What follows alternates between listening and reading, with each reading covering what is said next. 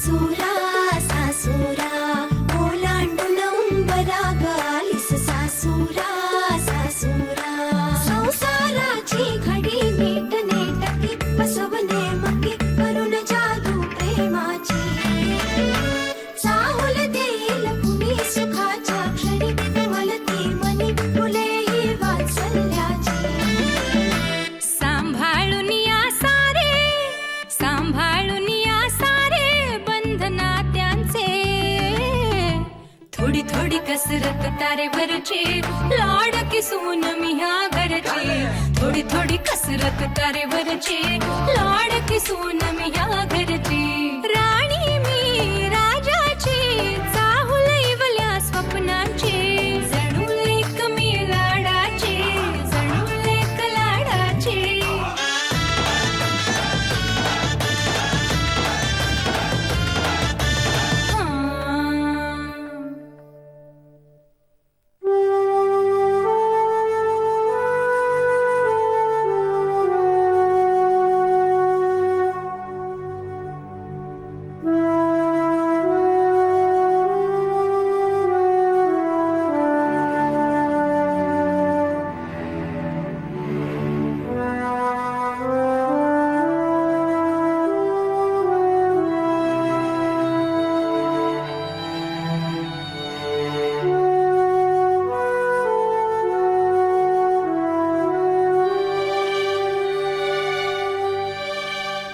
ताई का माझ्यापासून काय लपवतेस?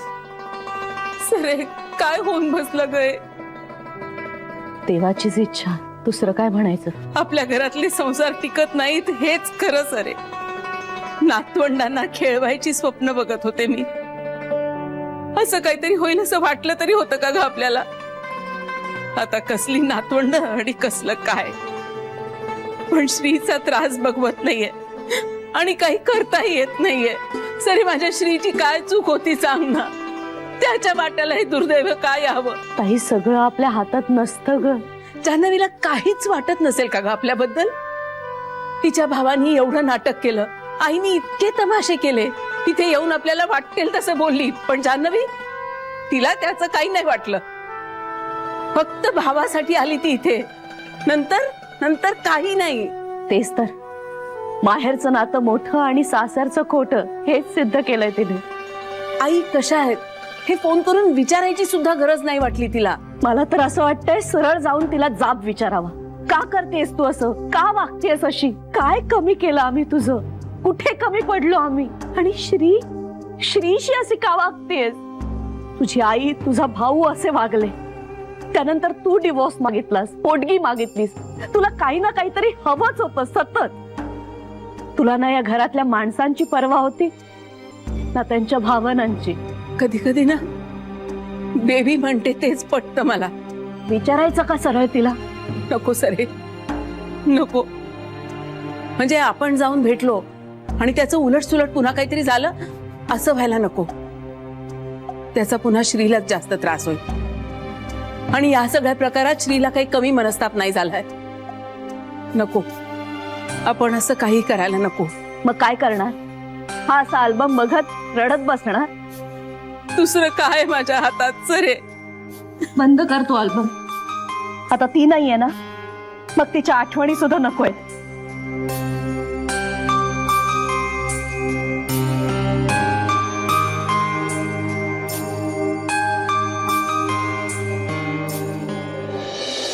इंद्रो वृद्धस्रवा स्वस्ति न पूषा विश्ववेदाः स्वस्ति न सार्षरिष्टनेमिः स्वस्ति नो बृहस्पतिर्दधातु इंद्रो वृद्धस्रवा स्वस्ति न पूषा विश्ववेदाः स्वस्ति नस्तार. ओम यशस्करं बलवन्तं प्रभुत्वं तमेव राजाधिपतिर्बभुवा संकीर्णनागाशपत्राणां सुमंगल्यौ सततं दीर्घमायुः.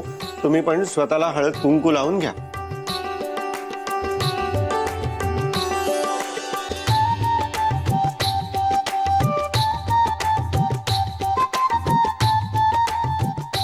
आचमन करायचंय. आचम्य ओम केशवाय नमः, ओम नारायणाय नमः, ओम माधवाय नमः, ओम गोविंदाय नमः.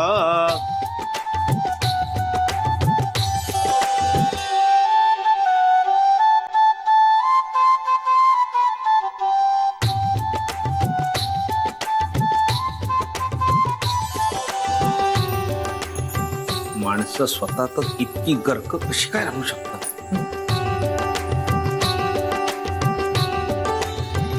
त्या नवऱ्याने म्हणजे ना डोक्यावर बर्फाची लादी ठेवलेली असणार, नाहीतर हिच्या बरोबर संसार करणं केवळ अशक्य आहे.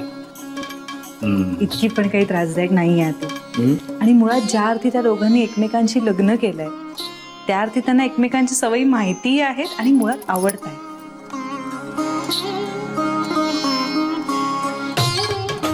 काही नाही का जान्हवी, लग्न झाल्यानंतर काही वर्षांनी आपण वेगळ्याच बाईशी संसार करतोय की काय अशी शंकायला लागते. यांच्याबद्दल म्हणजे सर स्मिता मॅडम कधी येणार आहेत? काय काही आहे, जेवढी उशिरा येईल तेवढं बरं. सर एक मिनिट. हो. हॅलो हॅलो, हा हा डॉक्टर बोला. अरे बाप रे, मी साफ विसरले. अहो नाही, मी ते उद्या 1 महिन्यासाठी. बरं मग मी आज संध्याकाळी येऊ का? आत्ता नाही नाही, मी येते. मी तासाभरात पोहोचते. Okay, thank you so much doctor. Sir एक गोंधळ झालाय. काय ग, सगळं ठीक आहे ना? हा तसं ओके, पण आपल्या या पूजेच्या गडबडीत मी माझ्या डॉक्टरांची अपॉइंटमेंट विसरले. बापरे, मग उद्या जा. गेले असते सर, पण त्या बाहेरगावी चालल्यात उद्यापासून. म्हणजे 1 महिना त्या भारताच्या बाहेर असणार आहेत. बर, मग एक काम कर ना, आत्ताच जाऊन ये. मी येते, लवकरात लवकर येते सर. आणि त्याची काळजी करू नकोस, जा आणि नीट जाशील ना एकटी. यात काय सर, जाईन की. मी येते. Thank you sir.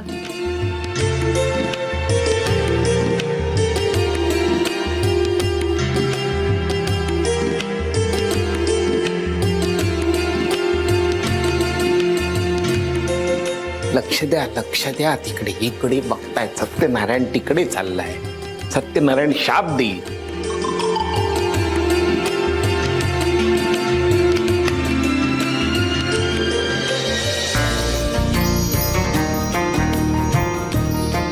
नमस्कार.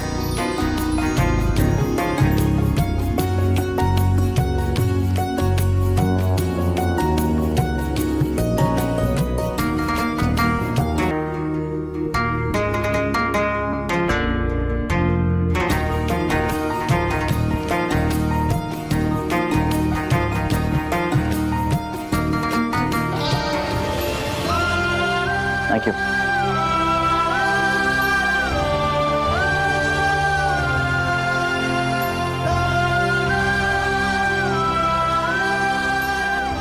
अस्मिन् फले महागणपतिं साङ्गं जबिर्वारं सहजं शक्तिकम् अवाहयामि.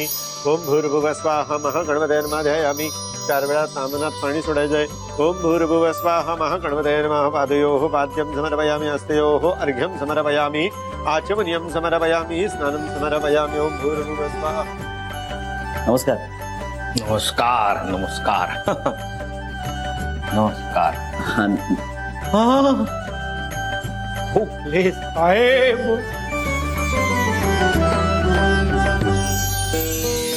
तुमची वाटच पाहत होतो.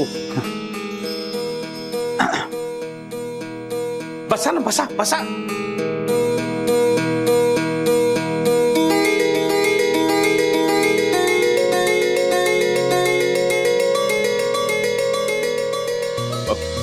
आनंदाचा दिवस आज.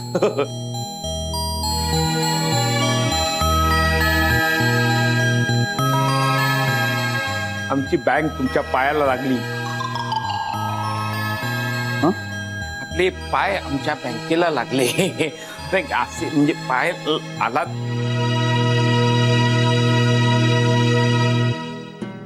पण काय तुमची बँक आहे कुठे?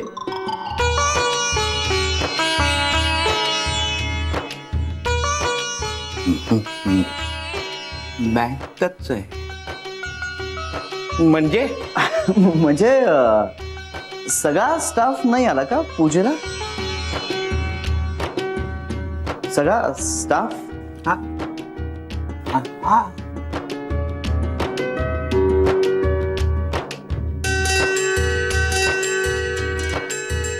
स्टाफ नाही आला सगळा स्टाफ.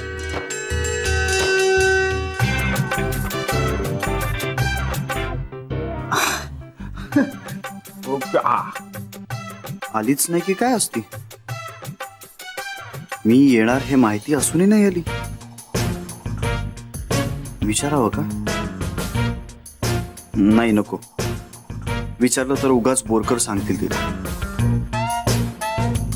आणि मुळात तिला असं नको वाटायला की मी तिच्यासाठी आलो. पण मुळात मी तिच्यासाठी आलोच नाहीये.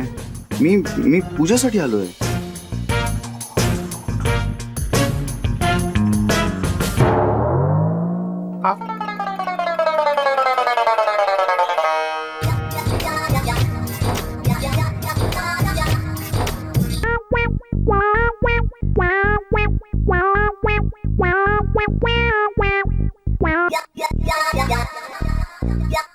आहे नाही आहे.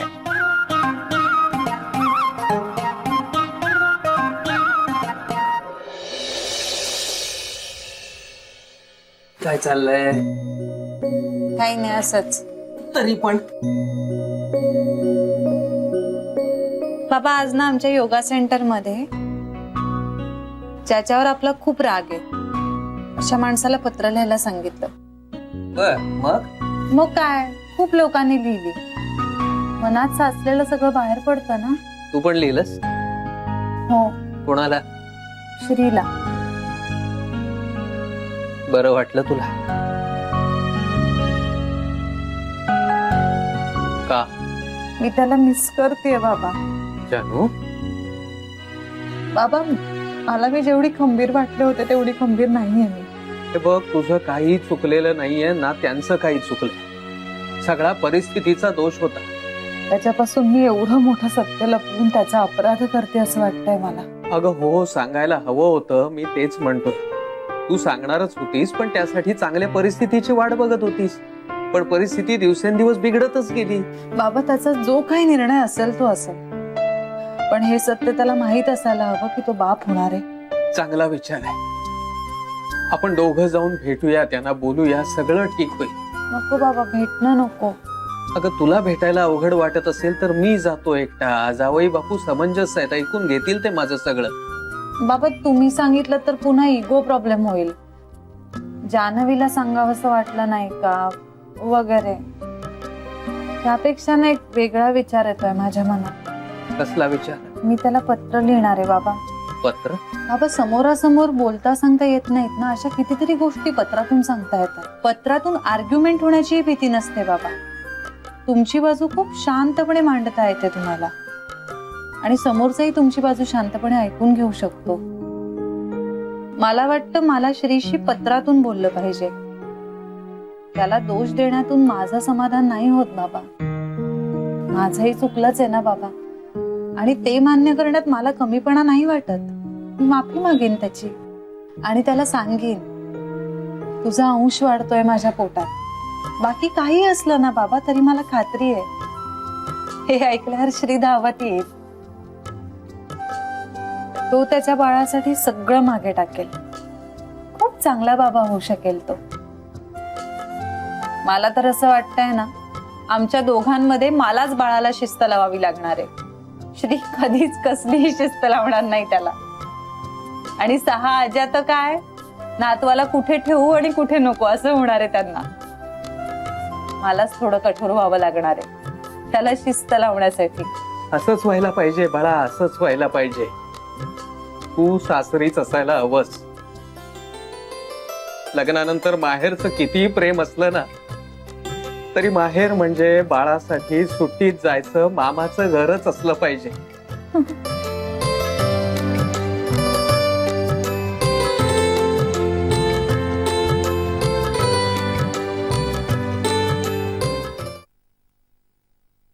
मिळेल श्रीला दुसरी मुलगी.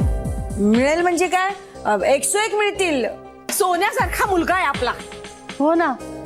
देव जेव्हा एक दार बंद करतो तेव्हा दुसरं दार उघडतोच की. आणि हिच्या वधूवर सूचक मंडळात येतातच ना एवढी चांगली स्थळं. ती सुचवेल त्यातली एखादी मुलगी.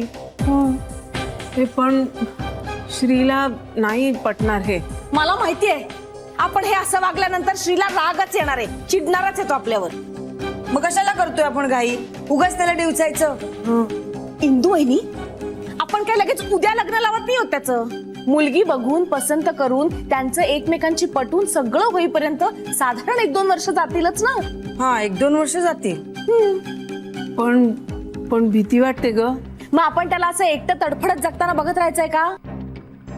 आणि त्यांनी ना आता हे सगळं विसरून आयुष्य नव्याने सुरू करायला हवं. किती काळ असं घुसमटत राहणार आहे तो? अजून किती काळ तो तिची वाट बघणार आहे परत यायची? आणि ती समजा नाहीच आली तर आपण आपल्या मुलाला कुडत कुडत त्याचं वाटोळं होताना बघत राहणार आहोत का? बेबी वंस, नका ना हो असं बोलू. बघितलंस, आपल्याला हे बोललेलं सहन होत नाहीये. बघवणार आहे का? मी सांगते, जान्हवी परत येणार नाही. तिची कजाग आई असं होऊच देणार नाही. तिची आई जे जे बोलत गेली ते ती करत गेली आणि तिच्या हातचा खेळ ना झाली. आता होप्स ठेवण्यात काहीच अर्थ नाहीये. आणि श्रीसाठी आपण नाही करणार तर कोण करणार? बरं ठीक आहे, पण हे सगळं करण्याआधी आपण एकदा आईच्या कानावर घालूया का? शरयू, आईला हार्ट अटॅक आला नसता ना तर आपण हे सगळं आईशीच आधी बोललो असतं. पण आता तिला त्याचा मनस्ताप होईल. हो, आईंना त्रास नको व्हायला. तो तर श्रीची अशी अवस्था बघूनही होणारच आहे. पण मग आता आपण काय करायचं ते मला माहित नाही. पण श्रीला जान्हवीतून बाहेर काढायला पाहिजे, नाहीतर श्रीचं आणि त्याच्यामुळे आईचं काही खरं नाही. मला पटते बेबी वंसनचं. श्रीला जर त्रास होणार असेल ना तर मला नाही चालणार. मलाही नाही चालणार. बरं, मग आपण एकदा बोलूया का श्रीशी? नाही, नको. का? नको. दुसरं लग्न किंवा कुठल्याही मुलीची मैत्री अशा कुठल्याही प्रकारच्या गोष्टींसाठी तो तयार होणार नाही. पण मग आपण काय करायचं? हे बघ वहिनी, डिवोर्स प्रोसेस मध्येच आहे. आपण त्याच्यासाठी एक छानशी मुलगी बघू. त्याला कल्पना द्यायची नाही. आपण त्या मुलीला विश्वासात घ्यायचं. त्यांचं एकदाच जमलं, त्यांचं पटलं की तेच ठरवतील ना पुढे काय करायचं ते. पण मग श्रीला कळलं तर काय होईल? चिडेल ना तो. मग चिडू दे की. ऐकून घ्यायचं आपण काही श्रीचं वाईट व्हावं किंवा जान्हवी बद्दल आपल्याला राग आहे म्हणून तर हे करत नाही होत ना. श्रीची काळजी वाटते आपल्याला म्हणूनच करतोय ना. आणि श्री जान्हवीसाठी असं झुरतोय हे बघवणार आहे का आपल्याला? त्यांचा संसार वाचला असता तर आपण कशाला केलं असतं हे सगळं? ते दोघं एकमेकांपासून कधीही एकत्र न येण्यासाठी दूर गेलेत. तर आपल्याला आपल्या मुलाचं हित पाहायला हवंच ना. नाही, पण तरीही मला असं वाटतंय की एकदा आपण हे सगळं श्रीशी बोलावं. तू नाहीच म्हणणार. पण मला श्रीचं म्हणणं पटतंय. आपण श्रीला न सांगता हे काही नको करूया. त्याला जर पटलं तर पुढचं पाऊल उचलूया, नाही तर तो खूप चिडेल आपल्यावर. पण वहिनी, हे सगळं त्याला कसं सांगणार? मलाही पटतंय हे सगळं, पण कसं सांगायचं त्याला? तो ऐकूनच घेणार नाही. हो, आणि तो समोर असला ना की हे सगळं बोलणं आपल्यालाही जमणार नाही. आपण त्याला पत्र लिहूया. हा, पत्र लिहूया. पत्र? हो, आमचे अत्यानंद महाराज म्हणतात की जे बोलता येत नाही ते पत्रात लिहून पोचवावं.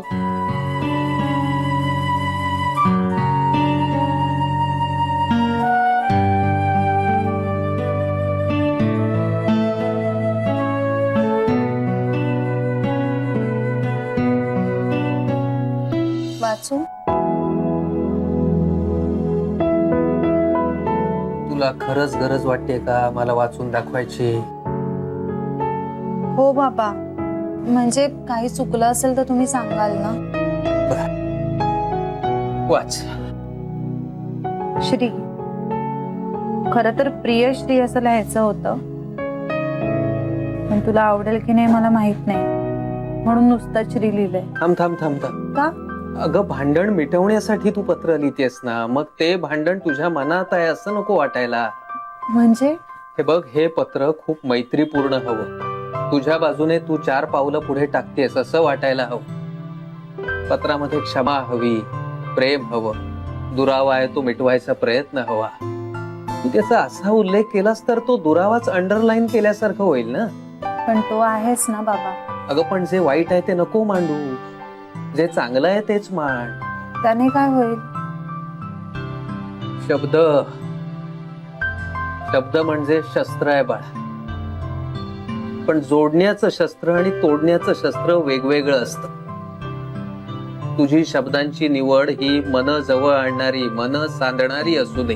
गैरसमजाचे, वादविवादाचे विषय नको आणूया. ते सगळं तुम्ही प्रत्यक्ष भेटाल तेव्हा सोडवायच्या गोष्टी आहेत त्या. आता तुला त्यांच्या बाबतीत जे काही चांगलं वाटतंय ना ते यात मांड. या पत्रामधून आरोप केल्याचा फील येता कामा नये. थँक्यू बाबा. बरोबर आहे तुमचं म्हणणं. तोडण्याची आणि जोडण्याची शस्त्र खरंच वेगवेगळी असतात. आणि मला ती कितीही वस्तुस्थिती वाटत असली तरी दुरावा मिटवायचा असेल तर तो पत्रातही नको. तेच म्हणतोय ना मी. पण मग बाबा आता सगळं पत्रच बदलावं लागेल. अगं मग बदल. घाई नको करू, सावकाश लिही. त्यांच्या बरोबर घालवलेल्या 4 चांगल्या क्षणांचा उल्लेख कर. त्या क्षमा माग त्यांची. तुझ्या बाजूने तडजोडीची तयारी दाखव. सावकाश लिही. आणि ते पत्र त्यांच्यापर्यंत कसं पोहोचवणार आहेस याचाही विचार करून ठेव. पांडुरंगा.